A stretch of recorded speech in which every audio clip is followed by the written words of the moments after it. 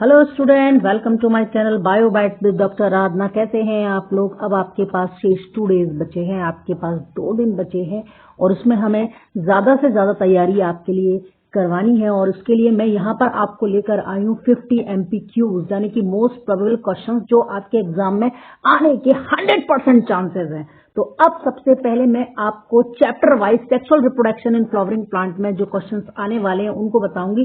तो first question है आपकी स्क्रीन पर, देख सकते हैं आप। यह है आपका in the diagram given below, identify A, B, C and D and the mention their function। तो यहाँ पर आप इस क्वेश्चन को अच्छे से देख लें और देखने के बाद आप बताएं कि इसका आंसर क्या होगा।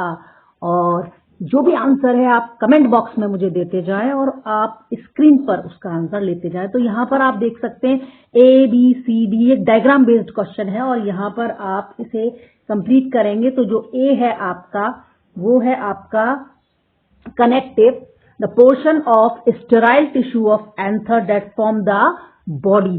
The function is to connect the anther theca with each lobe. तो यहाँ पर ये जो है कनेक्टिव्स जो है वो आपके लोब्स को सेपरेट करने वाले टिश्यूज होते हैं। यहाँ पर नीचे जो है आपका बी पोर्शन पर ये आपकी आउटर लेयर है, जैसे मैं एपिडर्मिस कहूंगी, जो आपके एंथर को प्रोटेक्ट करने का काम करती है। नेक्स्ट है आपका स्पोरोजीनियस टिश्यूज। जो स्पोरोजीनियस टिश्यूज यहाँ पर सबसे ज्यादा इंपॉर्टेंट रोल प्ले करते हैं। Sporogenous tissues form a pollen grains. And next है आपका टेपेटम। टेपेटम आपका इन सबसे इंपॉर्टेंट रोल प्ले करती है। ये आपकी fourth outer inner most layer है और इसके पास बहुत सारा साइटोप्लाज्म प्रेजेंट होता है, कई सारे न्यूक्लियाई इसमें प्रेजेंट होते हैं और ये आपके पॉलन ग्रेन्स को नरिशमेंट देने का काम करती है। Provide a nourishment to the developing pollen grains. Next question आपकी स्क्रीन पर, जैसे आप मेंशन द प्लॉइडी। ये क्वेश्चन बहुत इंपॉर्टेंट है। प्लॉइडी आपको यहाँ समझनी है, ये प्लॉइडी है क्या। of different types of cells present in the female gametophyte of an angiosperm। तो यहाँ पर आपको ये समझना है कि पहले ये देखना है कि आपका फीमेल गैमेटोफाइट होता क्या है। फीमेल गैमेटोफाइट आपका ओव्यूल होता है और उस ओव्यूल के अंदर हमें ये सारी चीजें देखनी है। इसे हम एनाट्रोपस ओव्यूल भी कहते हैं। और इस ओव्यूल के अंदर आपका एम्ब्रायो सैक। तो एम्ब्रायो सैक जो है वो है आपका पूरा यहाँ पर, और इस एम्ब्रायो सैक के बारे में आपको पढ़ना है। और ये एम्ब्रायो सैक में आपकी जितनी भी सेल्स होती हैं, 7 सेल्ड 8 न्यूक्लिएटेड स्ट्रक्चर होती है, उसके बारे में आपको देखना है। इसमें देखिए जरा आप, सिनिग्रिड्स जो हैं वो आपकी हैप्लॉइड होती हैं लेकिन नंबर में 2 होती हैं। एग्स जो है वो आपका हैप्लॉइड होता है। सेंट्रल सेल जो होती है वो 1 होती है बट ये डिप्लॉइड होती है, इसे हम पोलर न्यूक्लियाई भी कहते हैं।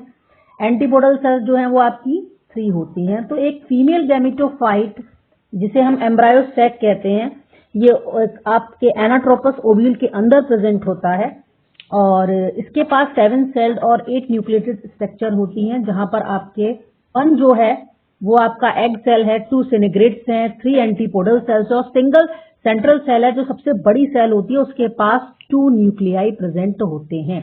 नेक्स्ट है आपका question number 3, trace the development of MMC up to the forming of natural embryo sac in the flowering plant. Mature embryo sac in the flowering plant. तो यहाँ पर आपको मेगा स्पोरोजेनेसिस के बारे में अच्छे से पढ़ना है कि व्हाट इज मेगा स्पोरोजेनेसिस और ये क्या होता है। The formation of haploid megaspore from the diploid MMC is known as a megaspore।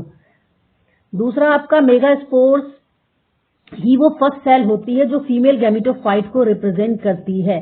Megaspore सबसे पहले साइज में इंक्रीज करता है और उसका न्यूक्लियस माइटोटिकली डिवाइड होकर 2 न्यूक्लियाई बनाता है। ये अपने अपने पोल्स की तरफ चले जाते हैं, वहां पर जाकर ये 2 न्यूक्लिएटेड एम्ब्रायो सैक को फॉर्म कर दे हैं। फर्दर डिविजन्स होते हैं, फिर आपका 4 न्यूक्लिएटेड स्टेजेस आती है एंड देन थर्ड डिवीजन के बाद आपको 8 न्यूक्लिएटेड 7 सेल्ड स्ट्रक्चर का एम्ब्रायो सैक मिल जाता है। उसके बाद सेंट्रल सेल्स होती हैं, उनके न्यूक्लियाई जो होते हैं वो फ्यूज होकर एक पोलर न्यूक्लियाई को बनाते हैं, इसको हम सेंट्रल सेल भी कहते हैं। 3 न्यूक्लियाई जो होते हैं वो माइक्रोपाइलर रीजन पर प्रेजेंट होते हैं और आपके इसको हम एग एपरेटस कहते हैं। एग एपरेटस के अंदर आपका एक एग और 2 सिनिजिड्स होती हैं। एग एपरेटस आपकी मिडिल लार्जेस्ट सेल होती है और इसमें आपके थर्ड जो न्यूक्लियाइज होते हैं वो आपके चलागल एंड की तरफ प्रेजेंट होते हैं और इसके चारों तरफ आपकी सेलुलर वॉल प्रेजेंट होती है। इन्हें हम एंटीपोडल सेल्स कहते हैं। फीमेल गैमेटोफाइट के पास आपकी 7 सेल्ड और 8 न्यूक्लियस स्ट्रक्चर होती है। नेक्स्ट, ये इसका पूरा फर्दर डायग्राम है, इसे आप देख सकते हैं। डिफरेंशिएशन पूरा देख सकते हैं, डायग्राम कैसे तैयार किया गया ये आप देख सकते हैं। देखिए यहाँ पर आपका ये माइक्रोपाइलर एंड है और ये आपका है मेगा स्पोर मदर सेल। ये आपकी एक मेगा स्पोर मदर सेल है और इस मेगा स्पोर मदर सेल से आप देख सकते हैं ये मेगा स्पोर मदर सेल है और ये आपका न्यूसेलस सेल्स हैं और इधर आपका जो है वो ये सेकंड डायग्राम आपका जहां आपको देखने को मिलेगा। नेक्स्ट आपका मेगा स्पोर टेट्रेट 4 हैं, इसमें से आपके 3 डीजनरेट हो जाते हैं, एक आपका जो है वो बचता है और वो आपका फर्दर डिवाइड होकर एक मैच्योर एम्ब्रायो सेक को बनाता है। ये आपका माइक्रोपाइलर एंड है जहां पर आपके एक एग है और 2 सिनिग्रिड्स हैं। ये आपका पोलर न्यूक्लियाई, ये आपकी सेंट्रल सेल और ये चलागल एंड पर आपका एंटीपोडल सेल। तो इस तरीके से आपका question number 4, make the list of any 3 outbreeding device and flowering plant have developed and explain how they help to encourage आपका क्रॉस पॉलिनेशन। यहाँ पर ग्रॉस लिखा हुआ है लेकिन ये क्रॉस पॉलिनेशन है। तो पहला क्वेश्चन है आपका 3 डिवाइसेस के बारे में आपको समझना है। 3 डिवाइसेस क्या है आपका? पहला आपका जो स्पेशली आपके पॉलिनेशन के लिए रिप्रेजेंट करेंगे आउटब्रीडिंग डिवाइस को जो है आपके एनकरेज कर।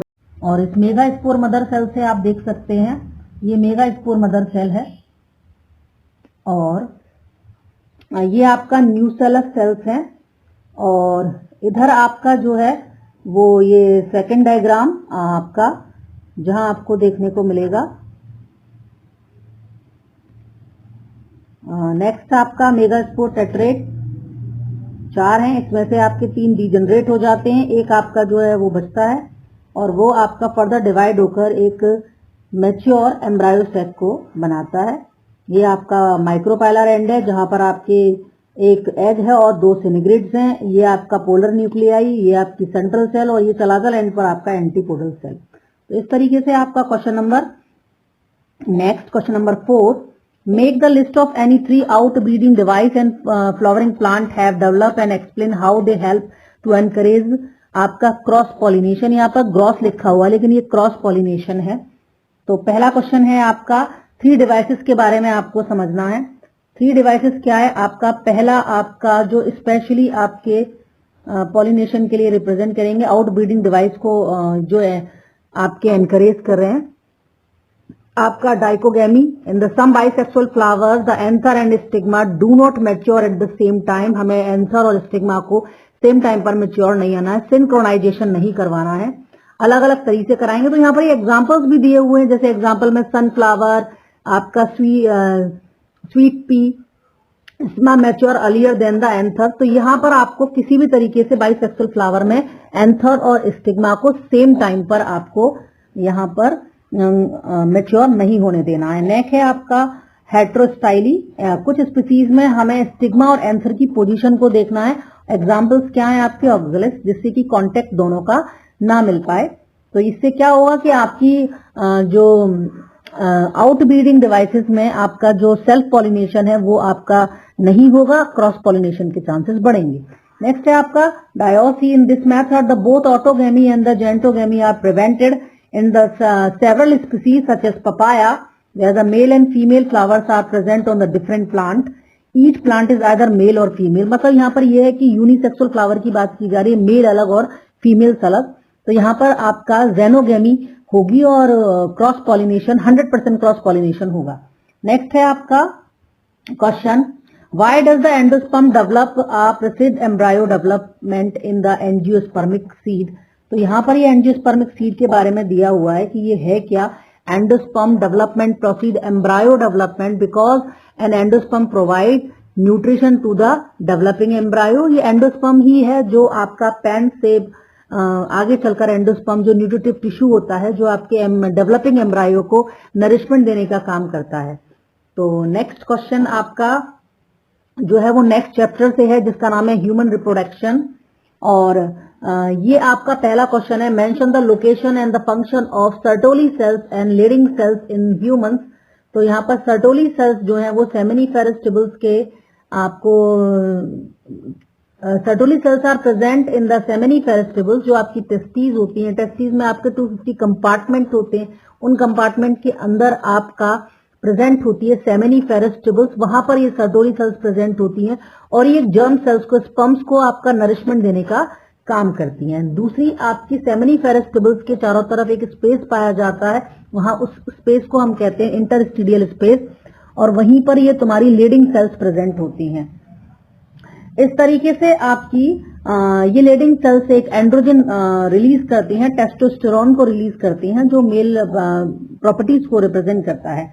नेक्स्ट क्वेश्चन आपका है, identify the figure given below at part of A and B mention the fate of structure. तो ये आपका एक डायग्राम दिया गया है और इस डायग्राम में आपको ये देखना है कि बी यहाँ पर क्या है और ए क्या है। तो ए जो है वो आपका ट्रोफोब्लास्ट है, outer most layer of blastocyst, और अंदर जो है वो आपका इनर सेल मास है जो आगे चल के एम्ब्रायो बनाने वाला है। तो नेक्स्ट है आपका question number 7, study the graph given below and answer the question that follows. तो ये क्वेश्चन बहुत ज्यादा इंपॉर्टेंट है, मेंस्ट्रुएशन साइकिल पर आपका 110% क्वेश्चन आना ही आना है। और यहाँ पर पहले name and function of the hormones X and Y. तो एक्स यहाँ पर LH है और वाई जो है तुम्हारा यहाँ पर FSH है, और इनके फंक्शंस आपको देखने कि LH का काम क्या है और FSH का काम क्या है। तो जो आपका LH और FSH के फंक्शन को यहाँ रिप्रेजेंट करना है, और LH और FSH दोनों ही आपके पीक स्टेज में होते हैं जब आपकी साइकिल मिड में होती है, यानी कि 14 डे ऑफ द साइकिल, क्योंकि 28 डेज की साइकिल है तो 14 डेज आपकी साइकिल के दौरान यहाँ पर आपके LH जो है वो एक्स्ट्रा मात्रा में रिलीज हो जाते हैं, स्रज तैयार हो जाता है जिससे आपकी जेरेफियन फॉलिकल जो होती है वो रैप्चर हो जाती है और आपके सेकेंडरी लूसाइड्स बाहर आ जाते हैं और उस प्रोसेस को हम कहते हैं ओवुलेशन। और जब ये ओवुलेशन कंप्लीट हो जाता है तो उसके बाद LH जो है वो आपका ट्रांसफॉर्म करता है रैप्चर्ड जेरेफियन फॉलिकल को कॉर्पस ल्यूटियम में, और कॉर्पस ल्यूटियम आपका क्या रिलीज करती है, प्रोजेस्टेरॉन रिलीज करती है जो आगे चलकर एंड्रोमेट्रियम को मेंटेन करने का काम करती है। नेक्स्ट है आपका चैप्टर नंबर 3 जिसे हम रिप्रोडक्टिव हेल्थ के नाम से जानते हैं, और ये आपके दो डायग्राम यहाँ दिए गए हैं। Identify the figure, label the part C and D, what is the importance of this method. तो ये दो तरह के मेथड, एक सर्जिकल मेथड के डायग्राम को रिप्रेजेंट कर रहे हैं। जैसे आपका ए जो है वो आपका वेस्कोटोमी है जो स्पेशली मेल में देखने को मिलेगी, दूसरी आपकी है टोबैक्टोटोमी जो आपको फीमेल के अंदर देखने को मिलेगी। तो इसमें जो है C और D को भी रिप्रेजेंट किया गया है। तो C में ये दिखाया गया है कि वासा डिफरेंस को हमने कट किया और उसको हमने टाइट कर दिया है, फैलोपियन ट्यूब को हमने कट किया और इसको टाइट किया। तो ये एक सर्जिकल मेथड है जो एक इरिवर्सिबल नेचर को रिप्रेजेंट करता है। नेक्स्ट क्वेश्चन आपका है, reproductive tract infection or STD, but all STDs are not RTI. Justify with the example. Among the common STDs, hepatitis B and AIDS are not infectious of the reproductive organ. ये specially आपके sexual contact से जाती हैं और ये disease जो होती है सेक्सुअली ट्रांसमिटेड होती है, लेकिन इसके अलावा अदर डिजीज हैं जैसे आपको गोनेरिया, स्पायरेलिया, स्पायरल्स और आपका genital herpes are the transmit through the sexual contact and are also infection of reproductive tract। तो ये आपके जो है आपका जाइगोट है और जी से आपको गैमीट याद रखना है। और इसके अलावा एक और है जिसको हम कहते हैं IUT, तो यहाँ पर इंट्रा यूट्राइन ट्रांसफर। तो यहाँ आपका जो जाइगोट है वो अर्ली आपके एम्ब्रायो को हम फैलोपियन ट्यूब में ट्रांसफर कर देते हैं। एक 8 ब्लास्टोमियर का बना हुआ जो आपका सेल है उसको हम अंदर फैलोपियन ट्यूब में ट्रांसफर कर देते हैं और उसे हम कहते हैं zygote intra fallopian transfer. Gift में हम ट्रांसफर करते हैं आपके गैमीट्स को फैलोपियन ट्यूब में और एक सुटेबल एनवायरनमेंट फर्टिलाइजेशन के लिए प्रोवाइड कराते हैं, जिससे आपका फर्दर डेवलपमेंट करता है एम्ब्रायो। नेक्स्ट है आपका IUT। It refers to the introduction of embryo with more than 8 blastomere. मतलब 8 ब्लास्टोमियर से हम फैलोपियन ट्यूब में नहीं कर सकते, इसलिए हम इसे यूट्रस में करते हैं और ये कंप्लीट फर्दर आपका डेवलपमेंट के लिए आगे प्रोसीड करता है। नेक्स्ट है आपका question principle of inheritance and variation. तो यहाँ पर ये एक डायग्राम दिया हुआ है, study the figure given below and the answer the question. तो ये डायग्राम आपका क्रॉस A और क्रॉस B का है, तो आपको इसमें आइडेंटिफाई करना है which of cross is the strength of linkage. तो लिंकेज क्या है पहले वो समझ लेते हैं। Linkage the physical association between gene. तो यहाँ पर ये क्वेश्चन है, इसको जरा समझिए। और ये पहला, when the genes are linked. तो आपका जीन्स आर लिंक्ड का मतलब हो गया कि आपकी डिस्टेंस जीन की बहुत दूर दूर नहीं है, डिस्टेंस बहुत पास है, तो आपके वहां पर जीन जो है वो लिंक्ड होंगे। और जब आपके लिंक्ड जीन होंगे तो रिकॉम्बिनेशन आपको कम देखने को मिलेगा। दूसरा जो है आपका जो नीचे की तरफ है आपकी, वो आपके जीन जो है वो दूरी पर प्रेजेंट है, और जहां पर दूरी प्रेजेंट होगी वहीं पर आपका जीन जो है वो दूर दूर प्रेजेंट होंगे। और जब दूर दूर जीन प्रेजेंट होंगे तो रिकॉम्बिनेशन होने के चांसेस होते हैं, क्योंकि वहां पर जहां डिस्टेंस है वहां पर क्रॉसिंग ओवर होगी। क्रॉसिंग ओवर होने से आपके जीन जो है वो आपके एक्सचेंज हो जाएंगे, जिससे आपका रिकॉम्बिनेशन देखने को मिलेगा। और रिकॉम्बिनेशन एक अच्छी चीज है, क्योंकि हमें वेरिएशन लेके आना है। सेक्सुअल रिप्रोडक्शन के दौरान ये मेयोसिस के अंदर प्रोसेस आपकी होती है। नेक्स्ट आपकी true breeding lines are plant which have undergoes to the continuous self pollination for several generation, these are homozygous traits. मतलब आपका ये है कि give result in the support your answer. तो ट्रू ब्रीडिंग के बारे में बताएं कि बार बार आप अगर होमोजाइगस ट्रेड्स को लाएंगे तो कंटिन्यूअस सेल्फ पॉलिनेशन आपको कराना पड़ेगा, आपको एज इट इज प्रोगेनीज मिलेंगी। नेक्स्ट क्वेश्चन आपका है given an example of the gene responsible for multiple phenotype expression. What are the such genes called? State the cause that is responsible for such an effect. Gene causing phenylephritiria cause the multiple phenotypic expressions such as gene are called the paleotropic gene. तो यहाँ पर आपका phenylephritiria और ये paleotropic gene के बारे में दिया गया है। तो ये एक phenylephritiria जो है सब जीन, ये जो मिस्टेक है इसको आप ठीक कर लें। ये फिनाइलोफिटेरिया के बारे में बता रहा है। ये multiple phenotype express in a cause pleiotropic gene affect the metabolic pathway. तो ये जो आपका फिनाइलिन है जो आपको एक अमाइनो एसिड के रूप में देखने को मिलेगा। तो ये क्वेश्चन आप जो आपका एक एसेंशियल अमाइनो एसिड है और आपको जब ये बॉडी में आप ले जाएंगे तो यहाँ से आपका टायरोसिन जो है वो आपका कन्वर्ट होता है with the help of some enzymes. तो ये क्वेश्चन आप अच्छे से देख लें। नेक्स्ट है आपको question number 13, name a disorder, give the karyotype and write the symptoms where a human male suffer as a result of an additional X chromosome. तो ये है आपका कैलीफ्रेटर सिंड्रोम, जिसमें आपके 44 प्लस XXY, तो मतलब एक एडिशनल क्रोमोसोम प्रेजेंट है यहाँ पर, जिससे आपके कई सारे सिम्टम्स देखने को मिलते हैं। और ये आप अच्छे से रीड कर लीजिए, स्क्रीन पर दिया हुआ है। और अगर नहीं समझ में आता है तो आप मुझे कमेंट बॉक्स में बता दीजिए, मैं इसको क्लियर कर दूंगी। नेक्स्ट है आपका अभी हमारे पास टाइम इतना कम है कि हम जल्दी जल्दी ही पढ़ा सकते हैं इसमें। और जिसको भी जो भी प्रॉब्लम हो प्लीज अपनी प्रॉब्लम मुझे कमेंट बॉक्स में सेंड कर दे और मैं आपको वो प्रॉब्लम सॉल्व कर दूंगी। Next question is, you are given tall pea plants with yellow seeds whose genotypes are unknown. How would you find the genotype of these plants? Explain with the help of cross. तो ये cross यहाँ पर है जो आपका देखने को मिल रहा है। ये आपका एग्जाम्पल जो है वो है आपका डाई हाइब्रिड टेस्ट क्रॉस का। तो इसको आप देख लीजिए। पहले हमने टॉल प्लांट्स येलो सीड्स को लिया है, डाई हाइब्रिड्स हैं यहाँ पर, और ये आपका डार्क प्लांट और ग्रीन सीड्स हैं। तो यहाँ पर आप जीनोटाइप देख सकते हैं, capital T, capital T, capital Y, small T, small Y, small Y. तो यहाँ पर ये जो आपके गैमेट्स तैयार होंगे और उनसे F1 जनरेशन जो आपकी तैयार होगी वो capital T, small T, capital Y, small Y. तो आपके पेरेंट्स का जीनोटाइप यहाँ पर बनेगा और फिर हम इनका क्रॉस कराएंगे होमोजाइगस ट्रेट से। तो ये आपका इस तरह के रिजल्ट देगा F1 जनरेशन में, capital T small Y small Y, तो यानी कि 1:1:1:1:1। तो यहाँ पर ये टेस्ट क्रॉस का एग्जाम्पल है। नेक्स्ट क्वेश्चन, इसका दूसरा पार्ट आप देखिएगा, identify A B and C in the table given below. तो आप लोग ये खुद से करके देख लीजिए, अगर नहीं समझ में आ रहा है तो मैं आंसर में आपको बता ही रही हूँ क्या है ये। Pattern of inheritance monohybrid 1 phenotypic generation, इस क्वेश्चन को आप समझ लीजिए, इस तरह के ही क्वेश्चंस आपके एग्जाम्स में आएंगे। तो ये क्वेश्चंस जो हैं और ये इसके आंसर हैं, तो आप आंसर देख सकते हैं स्क्रॉल करके कि कौन सा क्या है। Both the forms of traits are equally express in F1 generation.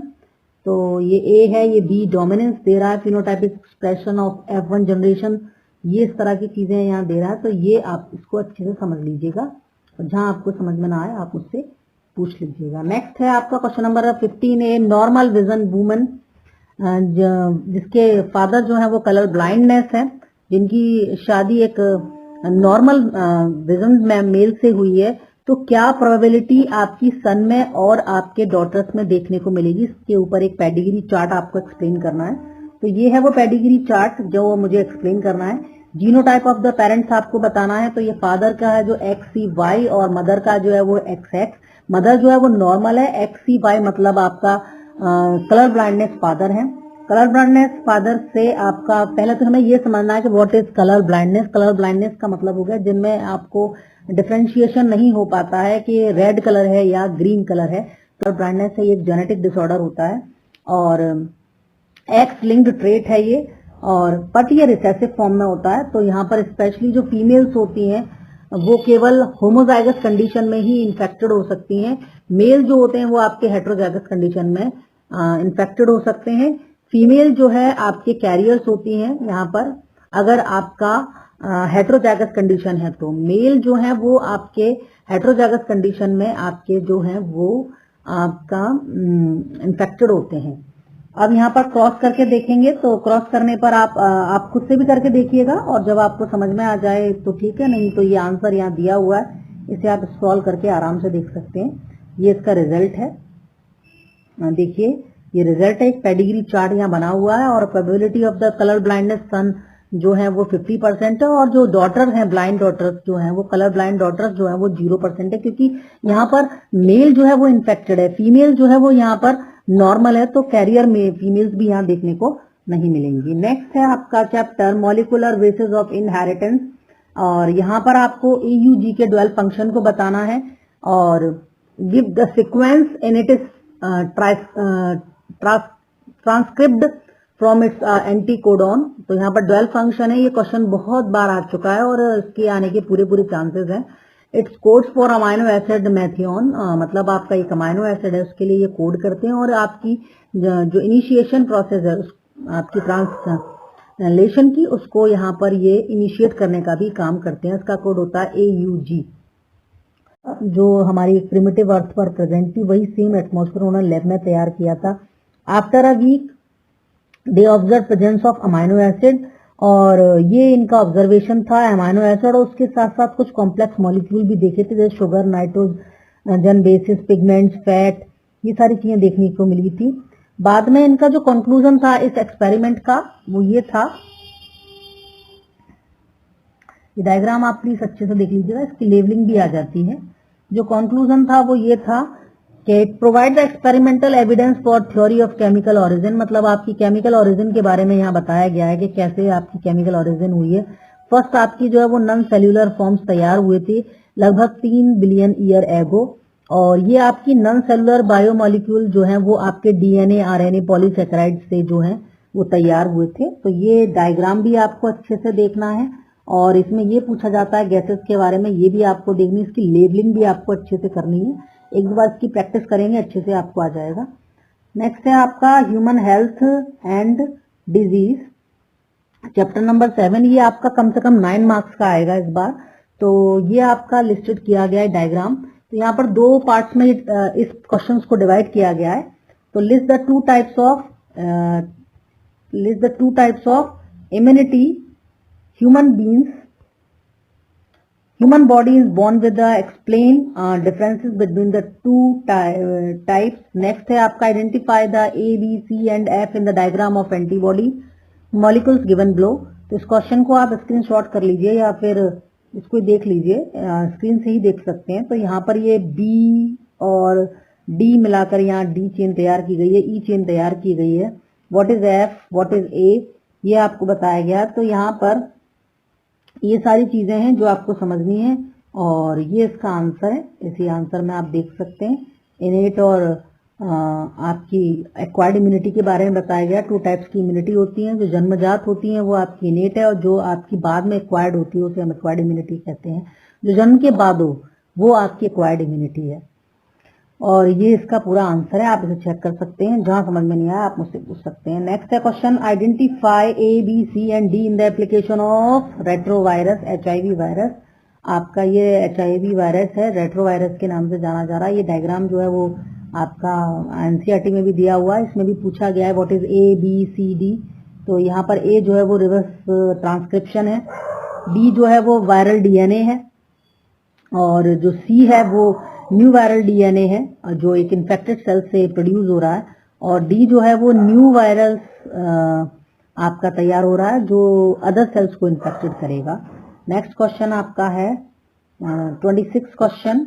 इसमें आपकी बी और सी सेल्स की कैटेगरीज को बताया गया है कि कहाँ पर बी और टी सेल्स जो है वो आपकी बनती हैं और इनका फंक्शन क्या है। बी सेल्स एंटीबॉडीज को बनाती हैं और टी सेल्स उन्हीं एंटीबॉडीज को पूरी बॉडी में ट्रांसपोर्ट करती हैं। तो ये पूरा देखा गया है, ये क्वेश्चन आप अच्छे से देख लीजिए। नेक्स्ट क्वेश्चन है आपका describe the sexual and asexual life cycle of Plasmodium that cause malaria in the human beings. ये बहुत ही इंपॉर्टेंट क्वेश्चन है। तो यहाँ पर आपकी प्लाज्मोडियम की लाइफ साइकिल को बताया गया। 2 मेन फेजेस हैं यहाँ पर, एसेक्सुअल फेजेस जो स्पेशली ह्यूमन ब्लड के अंदर देखने को मिलेंगे, और सेक्सुअल फेज जो है वो आपको फीमेल एनाफ्लीज मस्कीटो के अंदर देखने को मिलेगा। और इसी लाइफ साइकिल को डायग्राम के थ्रू समझाया गया है, और ये पूरा डायग्राम है आपका। यहाँ पर मच्छर बाइट कर रहा है, आपका मॉस्किटो ने बाइट किया और आपको स्पोरोजोइट्स जो हैं वो आपके बॉडी में ट्रांसफर हो गए हैं, एंड देन पैरासाइट यानी कि स्पोरो जो आपके जोइट्स हैं वो आपके लिवर सेल्स तक पहुंच गए हैं, और वहां पर आपका जो पैरासाइट है वो रिप्रोडक्शन कर रहे हैं एसेक्सुअल, कहां पर लिवर सेल्स के अंदर, और वहीं पर उन लिवर सेल्स को ये ब्लास्ट कर देते हैं और फिर वो ब्लड में रिलीज हो जाते हैं, और फिर वो पैरासाइट एसेक्सुअल रिप्रोडक्शन के थ्रू आपके रेड ब्लड सेल्स को ब्लास्ट करते हैं। इस तरह से साइकिल चलती रहती है और आपकी बॉडी में शिवरिंग होना शुरू हो जाती है, और एक टॉक्सिक सब्सटेंस भी यहाँ पर रिलीज होता है जिसको हिमोनोजिन्स कहते हैं। हिमोनोजिन्स रिलीज होने से ही बॉडी के अंदर शिवरिंग होना शुरू होती है। उसके बाद ये मच्छर जो फीमेल एनाफ्लीज है, जो एक हेल्दी फीमेल एनाफ्लीज है, वो आपसे ब्लड लेती है, आपका ब्लड सक करती है, और सक करने के बाद वो आपके इन्फेक्टेड स्टेजेस को ले जाती है, गैमेटोसाइट्स को ले जाती है, और अपने गट में ले जाकर वहां पर इसका फ्यूजन करवाती है, और फ्यूजन कराने के बाद इनके आपके गैमेटोसाइट्स जो होते हैं वो फ्यूज हो जाते हैं, और फिर आपकी सेलिब्री ग्लैंड में स्पोरोजोइट्स जो होते हैं वो स्टोर हो जाते हैं, वो अगली साइकिल को आगे बढ़ाते हैं। इस तरह से इनकी गट में ही इनका फर्टिलाइजेशन कंप्लीट होता है। Next question, right the source and effect on the human body of the drugs. आपका मॉर्फिन्स, कोकागिन और आपका LCD, ये सब इसके बारे में आपको समझना है कि किस प्लांट से ली जाती है। मॉर्फिन्स किस प्लांट से आपकी ड्राइव्ड होती है और बॉडी पर इसका क्या इफेक्ट है, और कोकीन का क्या आपका प्लांट है, आपका एथ्रोजाइलम कोका, और इसका बॉडी के अंदर कहाँ पर इफेक्ट होता है ये दिखाया गया है। और फिर है आपका टबैको, और टबैको का इफेक्ट बॉडी में कहाँ होता है, और आपके हेल्कोनिन जो है वो आपका यहाँ पर दिखाया गया है, और ये इफेक्ट बॉडी में कहाँ कहाँ करता है इसको देखना है, ये बहुत इंपॉर्टेंट है। नेक्स्ट है आपका chapter number 8, microbes in human welfare, very important. ये क्वेश्चन आप देख सकते हैं। पहला क्वेश्चन है, microbes play an important role for the biological treatment of severe, justify. तो यहाँ पर आपका BOD के बारे में आपको समझना है। फ्लॉक्स क्या होता है, एक बैक्टीरिया और फंगी का एक mushy group is known as the flocs. Primary treatment क्या है, सेकेंडरी ट्रीटमेंट क्या है, ये इससे पढ़ना है। BOD की यहाँ पर क्या काम करते हैं उसके बारे में अच्छे से देखना है। नेक्स्ट है आपका state the medicinal value and the bioactive molecules provide the स्पेक्ट्रोकोकस, आपका मोनोकॉक्स एंड ट्राइकोडर्मा। इसके बारे में आपको पढ़ना। एक टेबल यहाँ पर दी हुई है आंसर के तौर पर, ये ऐसे आप देख सकते हैं, ये आपका आंसर है यहाँ पर। और स्पेक्ट्रोकोकस स्पेक्ट्रोकाइनेज को प्रोड्यूस करेगा और इसका काम क्या है, ब्लड वेसल से क्लॉट को रिमूव करना। नेक्स्ट है आपका मोनोकस आपका प्रोपोरस, जो स्टेटिन दवाइयाँ टैबलेट्स आपकी तैयार करेगा और ये कोलेस्ट्रॉल लोअरिंग एजेंट्स होते हैं। और एक साइक्लोस्पोरिन है, ट्राइकोडर्मा पॉलीस्पोरियम को रिप्रेजेंट करेगा, जो इम्यूनोसप्रेसिव एजेंट है। जब हम कोई ऑर्गन ट्रांसप्लांट करते हैं तब हम should biological control of pest and pathogen be preferred to be conventional use of chemical pesticides. Explain how the following microbes act as a bio control agent. तो first है आपका बीटी। तो आपको BT जो है एक बैक्टीरिया से आपको सेपरेट किया गया है। सम स्ट्रेन्स ऑफ द बैसिलस थ्रूमिजेनेसिस, ये एक बैक्टीरिया है जो प्रोड्यूस करता है प्रोटीन और जो आपके कुछ इंसेक्ट्स को किल करने में हेल्प करता है, जैसे आपका लेपिडोटेरियंस, आपका डिप्टेरियंस जैसे फ्लाइज, मॉस्किटोज, आपके tobacco bird worms, army worms, beetles, इनको डिस्ट्रॉय करने में आपका यूज किया जाता है। BT form protein crystals which contain a toxic insecticidal protein और BT toxins are initially inactive आपका protoxin but after ingestion by the insect, जैसे ही कोई इंसेक्ट इसको इंजेशन करेगा खाएगा, their inactive toxin become active due to the alkaline pH of the gut. Gut मतलब उसकी मिड गट की बात कर रही हूं मैं।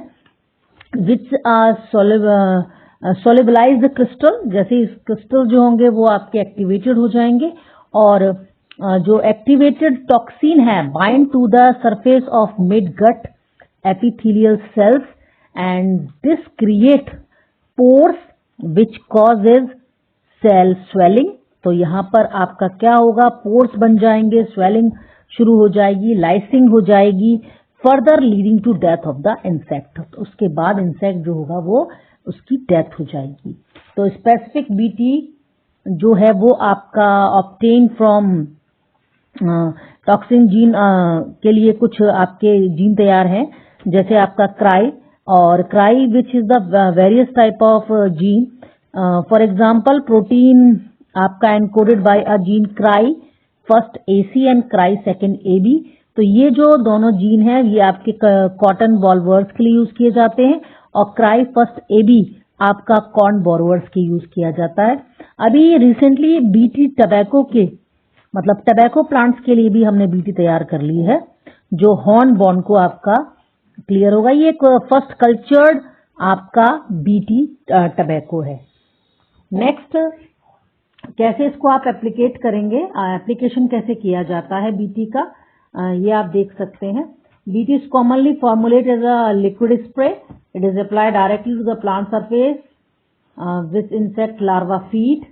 One ingestion the BT act on the pest. Then आपका granules, it can be formulated into the granules and applied to the soil or plant आपका foliage providing targeted delivery to the pest habitat.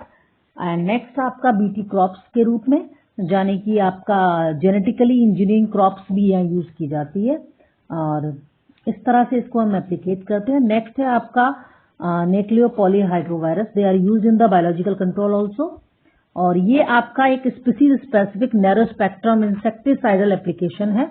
और next है आपका baculo virus, do not have any negative impact, किसी भी तरीके का कोई negative impact इसका नहीं आता है क्योंकि ये केवल उन्हीं स्पीसीज को टारगेट करता है जिनके लिए बनाया गया है, ना तो ये प्लांट्स को, एनिमल्स को, किसी को भी डिस्ट्रॉय नहीं करेगा, मतलब नॉन टारगेटेड स्पीसीज को ये डिस्ट्रॉय नहीं करता है। तो ये सारी चीजें आपकी यूजफुल जितनी भी है ये एक प्रोग्राम के अंडर चलती हैं जिसका नाम होता है इंटीग्रेटेड पेस्ट मैनेजमेंट प्रोग्राम। तो ये आपको मैं हाईलाइट कर देती हूँ कि आपको यहाँ से क्या समझना है और ये बहुत इम्पोर्टेंट है जो आपका है ये इंटीग्रेटेड पेस्ट मैनेजमेंट प्रोग्राम, ये आपका इंटीग्रेटेड पेस्ट मैनेजमेंट प्रोग्राम। तो ये जो है आपका ये बहुत इम्पोर्टेंट है, इसकी फुल फॉर्म भी कभी कभी आ जाती है और ये यहाँ से पूछा जाता है। नेक्स्ट चैप्टर आपका है बायोटेक्नोलॉजी प्रिंसिपल एंड प्रोसेस। तो यहाँ से आप समझेंगे कि what is a Ti plasmid, very important. Name the organism where it is found, how does it is help in the genetic engineering. तो यहाँ से आपका एग्रोबैक्टीरियम की कहानी जो है वो टीआई प्लाज्मिड के लिए यूज की जाती है। और ये आपका जो है एक एक्स्ट्रा क्रोमोसोमल डीएनए आपके बैक्टीरियल सेल के अंदर देखने को मिलेगा और उसका यूज हम यहाँ करते हैं। They are present in the agrobacterium tumefaciens. Ti plasmid जो है एज ए वेक्टर यूज करते हैं। और जो आपके डाइकॉट प्लांट कौन सा, एग्रोबैक्टीरियम, जो आपका एग्रोबैक्टीरियम है उसके लिए यूज होता है ये एग्रोबैक्टीरियम आपका ट्यूमिफिकेंस। ये मैं इसको हाईलाइट कर रही हूँ, देखते जाइएगा जरा। और has been modified into the cloning vector which is no more pathogenic to the plant but is still able to use a mechanism to deliver gene. तो ये यहाँ आपको ये समझना है। और जैसे आपको मान लीजिए क्लियर नहीं हो रहा है या ये नहीं हुआ है टॉपिक, तो आप मुझे कमेंट बॉक्स में बोलकर बता सकते हैं, मैं इसको क्लियर कर दूंगी ये इसी स्पेसिफिक टॉपिक को। अभी हमारे पास टाइम कम है तो उस टाइम के हिसाब से हमें वीडियोस तैयार करनी थी। What are the question number 34, what are the molecular scissor, why are they so named, write their use in the biotechnology. तो डीएनए को कट करने के लिए हम यहाँ एक रिस्ट्रिक्शन एंजाइम्स का यूज करते हैं और उसी को हम मॉलिक्यूलर सीजर कहते हैं। और कहीं एक पर्टिकुलर लोकेशन से हम डीएनए को कट करेंगे, जैसे EcoRI एक रिस्ट्रिक्शन एंजाइम है यहाँ पर। और यहाँ से हम जब डीएनए को जब कट करते हैं तो एक सीक्वेंस यहाँ आपका देखने को मिलता है, जिसे हम पैलिड्रोमिक सीक्वेंस कहते हैं। और ये पैलिड्रोमिक्स जो सीक्वेंस होती है उसी सीक्वेंस में हम इसको कट करेंगे। और single stand portion with overhanging stretch is called the sticky and. अगर हम हाइड्रोजन बॉन्ड को कट करेंगे, मतलब आप डीएनए को बीच से अगर आप कट कर रहे हैं तो वहां पर आपके हैंगिंग बॉन्ड्स तैयार हो जाएंगे और वो ही आपके स्टिकी बॉन्ड्स होंगे। तो इस तरीके से यहाँ पर इनको कट करने के लिए और बाद में इसको जोड़ने के लिए हम एक ग्लू का यूज करते हैं, जिसे हम डीएनए लाइगेज कहते हैं। नेक्स्ट है आपका explain the process of gel electrophoresis technique. ये स्पेशली डीएनए को सेपरेट करने के लिए यूज की जाती है। और डीएनए के पहले डीएनए को आप चॉप करते हैं, छोटे छोटे पीसेस में डिवाइड करते हैं और फिर उसके बाद जेल इलेक्ट्रोफोरेसिस की हेल्प से इसको हम यूज करते हैं। ये एनसीईआरटी में ये डायग्राम जो है वो दिया हुआ है। ये एक वेल्स है, यहाँ पर हम छोटे छोटे कटे हुए डीएनए को डाल देंगे और ये यहाँ इसमें जेल भरा होता है जिसे हम एग्रोस जेल कहते हैं। और यहाँ से आपका ये डीएनए नेगेटिवली चार्ज है और आपका कैथोड से एनोड की तरफ ये मूव करेगा, तो इस तरह से बैंड बनना शुरू हो जाते हैं। DNA fragment beginning negatively charge, तो ये आप देखते जाइए। Commonly use matrix is known agarose which is the natural आपका ये एल्गी है और linear polymer of D galactose and 3 to 6 आपका यहाँ पे है। तो ये साइज के अकॉर्डिंग हम इसे देख लेंगे। और इथिडियम ब्रोमाइड का हम यहाँ पर यूज करेंगे, यूवी रेडिएशन का यूज करेंगे, तो ऑरेंज कलर के बैंड हमको देखने को मिल जाएंगे।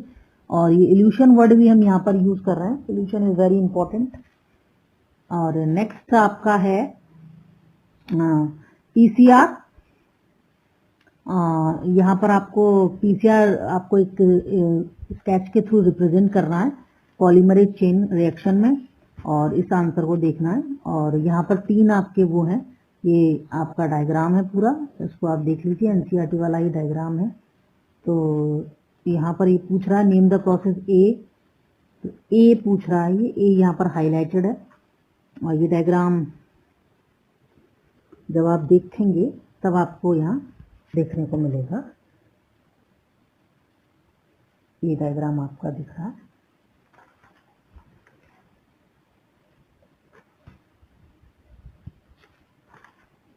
ये ना देखिए वो डायग्राम है। Name the process A, name the identify B, आपका नेक्स्ट है identify C and mention it importance in PCR. ये आपका ए डीनेचुरेशन प्रोसेस है, बी आपका प्राइमर है, टैग पॉलीमरेज एक थर्मोस्टेबल एंजाइम स्पेशली बैक्टीरिया से एक्सटेंड किया जाता है। अच्छा, नेक्स्ट क्वेश्चन है 37 बायोरिएक्टर। और इस बायोरिएक्टर का डायग्राम भी आप लोगों को अच्छे से तैयार करना है और इसके जितना भी है ये लेबलिंग ये आपको तैयार करनी है। और इरिगेशन टैंक कौन सा होता है उसे देखना है। तो इस तरीके से दोनों डायग्राम आपके बहुत इंपॉर्टेंट है। ऑक्सीजन डिलीवर सिस्टम कहाँ होता है, टाइप्स ऑफ बायोरिएक्टर्स कितने होते हैं, 2 होते हैं। तो ये प्लीज़ आप लोग ध्यान से समझ लीजिएगा और जहाँ आपको ये चीज़ें समझ में ना आए आप मुझे बता दीजिए प्लीज़। और नेक्स्ट चैप्टर है आपका बायोटेक्नोलॉजी एंड इट्स एप्लीकेशन। तो यहाँ पर आपका name the gene responsible for making BT cotton, plant resistant to the bollworm attack, how do such plant attain resistance again bollworm attack. तो ये जो मैं भी आपको बता रही थी सेम वही चीज़ है। नेक्स्ट है आपका मॉलिकुलर डायग्नोसिस का ELISA आपका ये इंपॉर्टेंट है, इसकी फुल फॉर्म आपको तैयार रखनी है। Technique is based on the principle of antigen and antibody interaction, and this technique we used in the molecular diagnosis of the genetic disorder such as phenylalkouria. Yes, one of use antibodies against the enzyme that is responsible for the metabolism of phenylalanine to develop ELISA, ELISA-based diagnosis technique. The patient is which the enzyme protein is absent, क्योंकि इसके अंदर enzyme protein absent होता है और यहाँ पर ELISA में ये नेगेटिव रिजल्ट देता है, तो हमको पता चल जाता है कि which one is normal. Next question is 39, question number 39, why is the introduction of genetically engineered lymphocytes into an ADA deficiency patient is not a premature permanent cure, suggest a possible permanent cure। आप ADA deficiency permanent cure इसलिए नहीं होती है क्योंकि इसकी sales जो होती हैं वो आपकी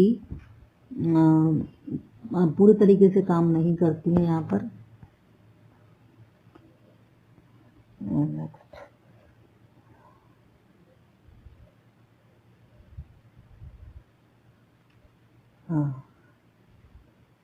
ADA पॉसिबल, अगर आप इसको परमानेंट क्योर करना चाहते हैं तो इसके जीन को आइसोलेट करके ADA डिफिशियंसी को आप कर सकते हैं, लेकिन ये एम्ब्रियोनिक स्टेजेस में ही सही हो सकते हैं, बाद में केवल एंजाइम थेरेपी यूज होती है। नेक्स्ट है आपका हाउ डिड इली lily synthesise the human insulin, mention one difference between this insulin and one of produce by human pancreas. तो ये इली लिली इन 1983 इली lily and the American company है जिन्होंने 2 A और B चेन को यहाँ पर तैयार किया था आर्टिफिशियली, और यहाँ पर जिस प्लाज्मिड का यूज किया था उसे हम E. coli कहते हैं, और इस E. coli के थ्रू उन्होंने पूरा तैयार किया था। यहाँ पर आपका जो दोनों के बीच डाइसल्फाइड बॉन्ड तैयार कर देते थे, हिमलिन तैयार हो गया था, और ये एक तरीके से बीटा सेल्स पैनक्रियासीटा इंसुलिन, और ये पूरा लीड करेगा। आप देख सकते हैं जहां आपको समझ में ना आए, जो प्रो हार्मोन्स होते हैं जो फुल्ली मैच्योर आपके इंसुलिन में नहीं देखने को मिलते हैं, उसको हमने C पेप्टाइड से रिप्रेजेंट किया। ये डायग्राम के थ्रू आप समझ सकते हैं। ये आपका प्रो इंसुलिन है, इसमें 3 चीजें हैं आपकी A, B और C। तो C को हमने सेपरेट कर लिया, फ्री C पेप्टाइड है, इसको हमने सेपरेट कर लिया। A और B के बीच में हमने डाइसल्फाइड बॉन्ड जोड़ दिए जिससे कि आपके अच्छे से आपका एक इंसुलिन तैयार हो सके।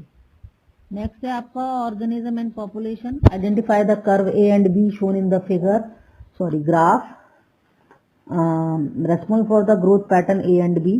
तो आप इसे देख सकते हैं, ये A जो आपका है वो रिप्रेजेंट कर रहा है एक्सपोनेंशियल ग्रोथ कर्व को, जिसमें फूड और आपके स्पेसिस जो हैं वो आपके अनलिमिटेड हैं, तो अनकंट्रोल ग्रोथ हो रहा है। बी जो है वो लॉजिस्टिक है, एक नेचुरल मतलब आपका तरीका है, जो लिमिटेड रिसोर्सेज है वहां पर।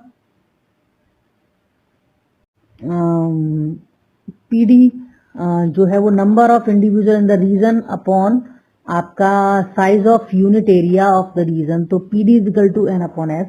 तो इस तरीके से यहाँ पर एग्जाम्पल दिया हुआ पाइथियम ग्रास का, तो उसके बारे में आपको समझना है कि पाइथियम ग्रास इतनी छोटी सी है और बनियान ट्री बहुत बड़ा है, तो जो उसकी कैनोपी है उसका पूरा हम पॉपुलेशन डेंसिटी साइज पता करते हैं, उसके बाद वहां पर देखते हैं। तो ये पॉपुलेशन डेंसिटी को रिप्रेजेंट करेगा। That state that the population density of banyan is relatively low compare to the आपका parthenium. In case the percentage cover of biomass is more meaningful measure of the population size and density.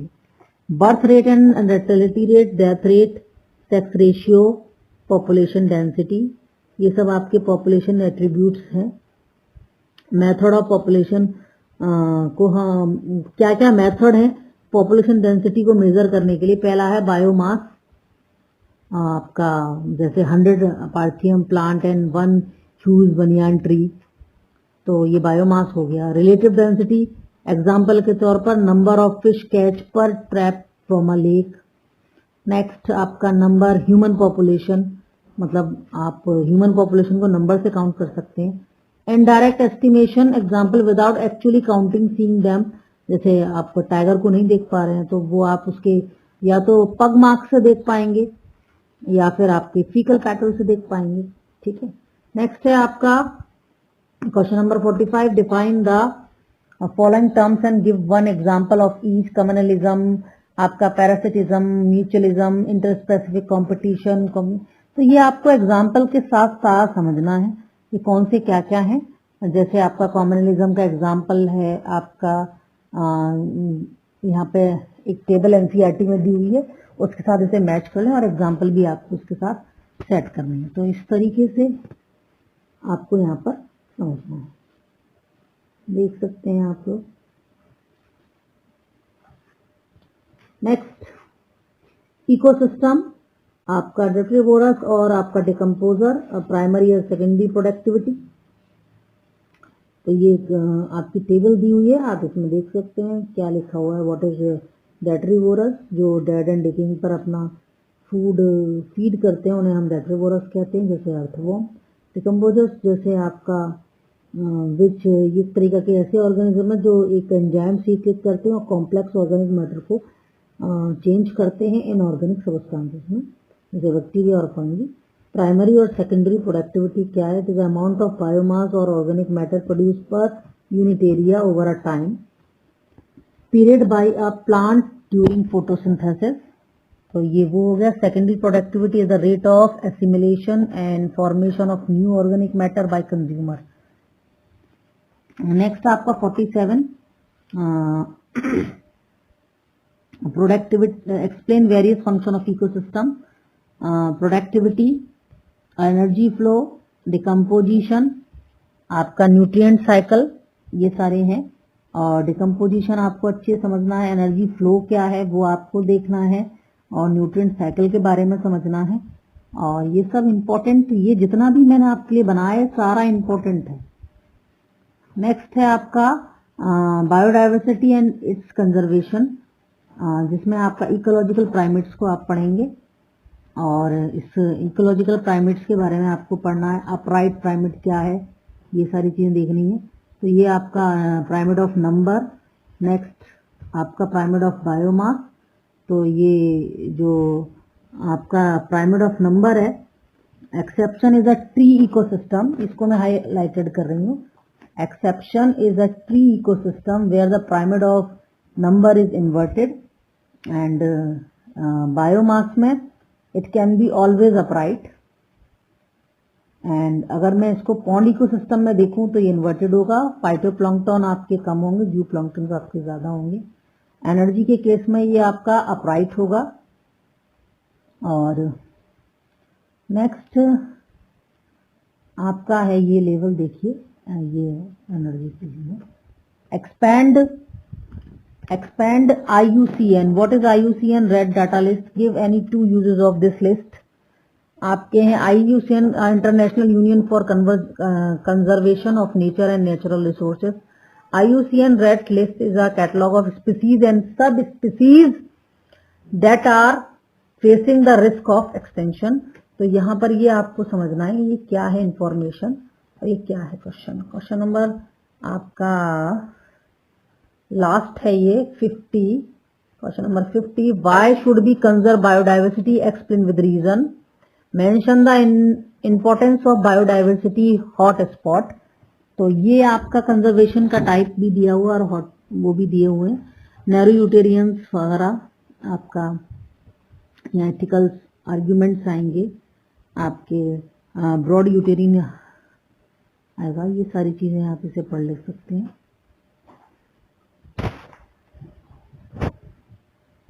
Questions पर ध्यान दें और thank you watching my video. Please इसको subscribe करें और आपकी जितनी हेल्प हो सकती है मैंने कोशिश की है, और टाइम कम होने की वजह से मैं इसे बुक से आपको पढ़ा रही हूँ। जब आपका टाइम मिलेगा तो मैं फुल वीडियो बनाकर आपके लिए एक एक चीज़ एक्सप्लेन करूँगी और आप मेरे चैनल पर बने रहें। और जब आप आगे देखेंगे आफ्टर एग्जामिनेशन, आप जब नीट की प्रिपरेशन करेंगे तो मैं आपके लिए ये सारी चीज़ें एक्सप्लेन करूँगी एक एक करके, जो भी आपकी रिक्वायरमेंट होगी। Thank you. Okay, bye bye.